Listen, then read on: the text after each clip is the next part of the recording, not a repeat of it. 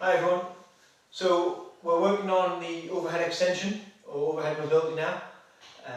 Focus for this one is trying to keep your hips flat against the wall, lower back squished flat against the wall, and then we're going to work on driving up through that full range of motion and getting our arms back flat on the wall as much as possible.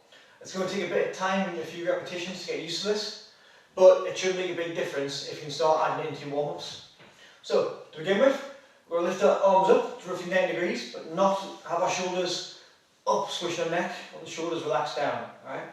From there, you're going to rotate the hands backwards, so they're flat against the wall, and I'm still trying to push my ribs down, so my back's squished against the wall. I don't want my chest and ribs to pop off, so I've got that space open between my back and the wall.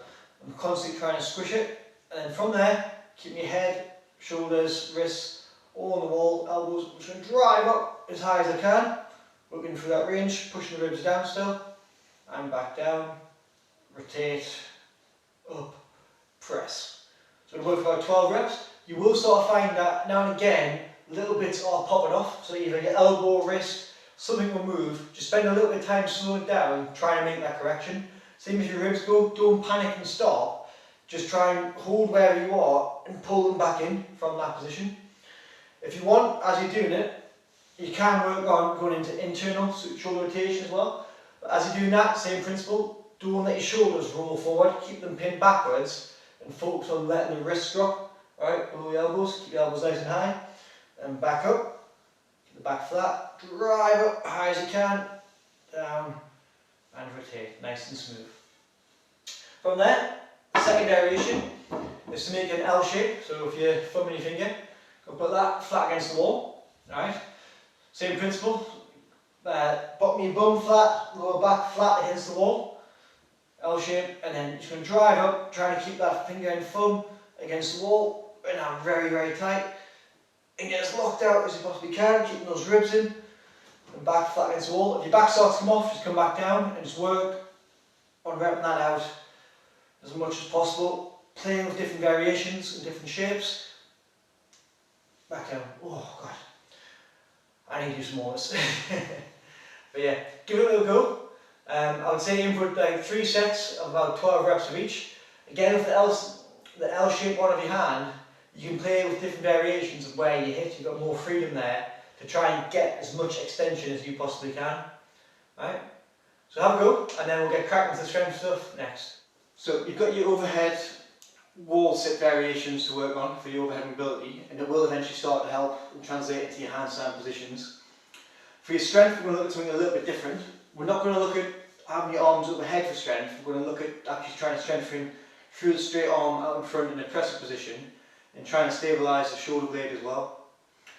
It'll translate over and help build up the tendons, ligaments in your arms, getting used to locking out and pressing through the shoulder blades and building that strength. So when you do start going to handstands, that active press into the right position becomes far more familiar. It'll also start getting the little muscles in your shoulder blades firing off, so that different movements become far more comfortable. So to start with, what we're going to work on is just a high plank position. So we're going to come up with our feet together, locking nice and tight, and then what we're going to work on is trying to lift one arm up off the ground.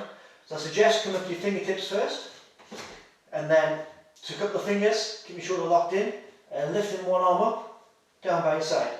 So I'll change sides. So we're trying to keep your hand under your chest, not out in front, under your shoulder. So lock it in nice and tight, and up onto a couple of fingers. Gradually keep shifting your weight into the right position, stay locked in nice and tight. And then when you're ready, lift that hand. Try and keep your shape and hips square to the floor as best as possible, alright? What we don't want to do is just rotate. It's going to build a lot of stability and a lot of straight arm strength through that shoulder. If you can, again, avoid just rolling like that. So I'm not twisting my hand in the floor, but I am locking my arm in. So I'm getting that active rotation of my arm to activate my lat, and then I'm pushing down through the shoulder blade again. The second variation, I'm already there. We're going to twist our hands out to the side for a little bit more stability, and it just makes it easier on our wrist mobility for this one. We're going to work on this pressing up through the shoulder blades here again. So feet back against the wall, Going to come forward and lean forward as far as we can, lock the arms out straight, and then press up through the shoulder blades as high as we can. And we're going to do a max hold in this position. Alright? So keep the hips down, really driving through the shoulder blades. We've covered it before, but again, once you start getting that centre of gravity forward, as far as you can, so move my hands a little bit further back, the strength you're going to start building is going to play a massive role in improving that straight arm, locking out strength, especially for handstands. I'm already a bit gassed from it. Keep your bum nice and tight, abs locked in. Try not to, when you're doing it, be guilty of letting your bum shift up as the weight comes forward. You want to keep that down nice and tight, and that drive through the shoulder blades and hold. Ideally, you want to be feeling on about 20 to 30 seconds on this one. Give yourself about 2 minutes rest, and repeat about 4 times, 3 to 4 times, and that should start making a big difference, especially if you do it twice a week throughout lockdown. It should really, really help.